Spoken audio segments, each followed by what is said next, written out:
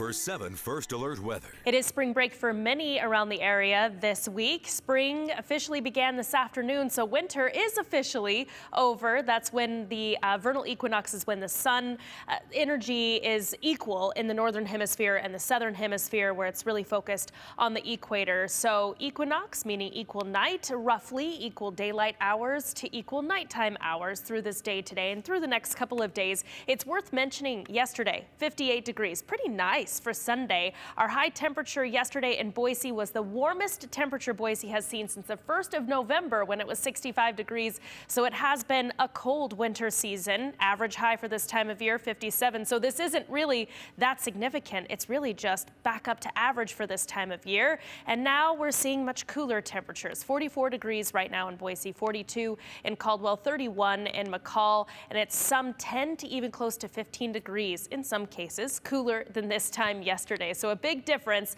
as we closed out winter and moved into spring. But the weather that we're seeing through the day today, very typical for spring, a transition season, bringing us a little bit of everything. And that has been the case. In fact, there's a little thunderstorm that's developed near Mountain Home and between Mountain Home and Glenns Ferry. You can see the little lightning bolts showing up there, heading up into the Pine Featherville area with some accumulating snowfall. That snow that's accumulating, it is above about 3,000 feet, 6 inches reported at Bogus Basin within the last 24 hours. For the valley locations, it remains mainly rain. However, there is a potential right around midnight that the rain could quickly flip over to a little bit of snow, maybe a light, wet, heavy, slushy mix that kind of tries to accumulate on grassy surfaces, but it doesn't stick around for very long. It's spring snow after all, so it'll melt from below. And then into early Wednesday morning, there's a system that treks to our south, and it may send a little bit of snow into the Magic Valley come early Wednesday morning. So some slick travel is possible,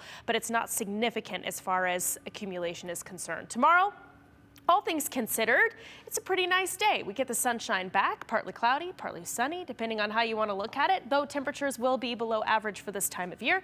Magic Valley forecast a little blustery tomorrow, mid-40s, may feel a little chillier, like it's in the 30s because of the wind. Into the central mountains, perhaps a few flurries in some locations, but ultimately I think it's the sunshine that wins out tomorrow. West central mountains, partly cloudy skies, low 40s, and for the Treasure Valley, about 5 to 10 degrees below seasonal averages in most cases. We'll look for highs to be in the low 50s for most of the valley tomorrow. So here's our system that's bringing us our active weather today. Dry through Tuesday. Here's the next one that throws a little bit in our direction come Wednesday, but most of that will be south and toward the Magic Valley. So not a big winner for our mountain areas with that round of snow overnight Tuesday into Wednesday. Nevertheless, it's a forecast to keep on top of each and every day this week.